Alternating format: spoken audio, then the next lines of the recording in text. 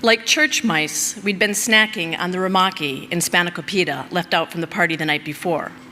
Mom emerged from her bedroom, a little hungover, in her narrow-jacketed jammies, and whispered, "Everybody get in the car."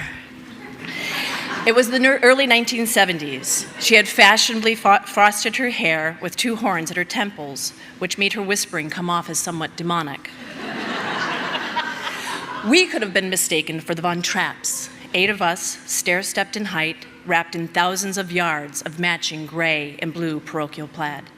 She threw together hors d'oeuvres as lunch, and we loaded into our paneled station wagon for St. Edward's. Just before lunch, the children in my class sat together, heads down, in the quiet circle. The quiet circle was the Catholic version of a timeout. Punishment without incident.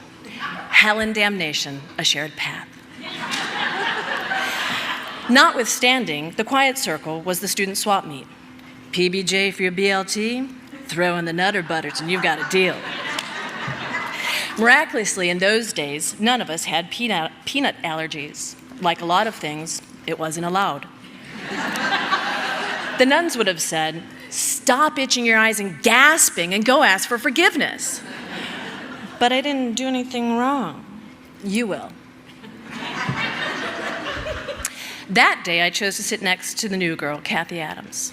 Kathy was waitlisted for a spot at the private non-sectarian school. We were told she was an atheist. Of course, this piqued my interest. So what's an atheist? It means a person doesn't believe in God. I didn't know that not believing was an option. I wanted to inquire further, but then Kathy said, "Your lunch stinks, what is it?" I whispered through my shag hairdo on my bowed head, "Liver sausage and cocktail squares. What do you got?" "A cheese sandwich." "What kind of cheese?" "American." "Yeah, well, American cheese is crap," I said a little too loudly and defensively. My veil of hair was not much of a buffer, and my words floated over to Sister Evelyn at her desk. She shuffled towards me now, and my brain broke out just thinking about the impending proximity of her polyester leisure suit and the ensuing indictment. You see, my mother considered herself a gourmand. In the 1970s, when the American housewife was liberating herself from the kitchen by shaking and baking and dancing with the hamburger helper oven mitt, my mother was tuning in to Julia Child and replicating her recipes. Meals were meaningful, thematic, and exciting. Good cheese, Mom said, is smelly, often hard to pronounce, and never comes individually wrapped. Of course, being one of 8, anything individual remained unobtainable and was often secretly desired. But if Mom said it was no good, it was no good. Unfortunately for me, words like crap were no good either. Sister let me know my infraction warranted a call to my parents. That evening, I hung close to the kitchen as Mom prepared dinner. I wanted to be able to gauge her anger by her voice. Every time that phone rang, my 7-year-old body went into paralysis. And then the dreaded call came through. "Well, hello, Sister Evelyn." "Uh-huh. Uh-huh.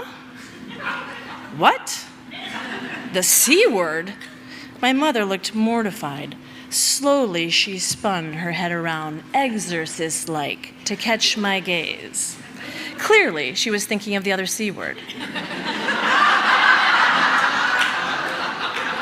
The kitchen had been filled with exotic smells infused with garlic and the sound of shh on her well-oiled cast iron skillet.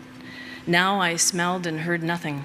I was suddenly struck numb, save the pounding of my heart and my slightly too big for my head ears.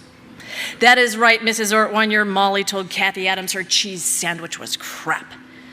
My mother looked infinitely relieved and now somewhat annoyed. "Well, what kind of cheese was it?"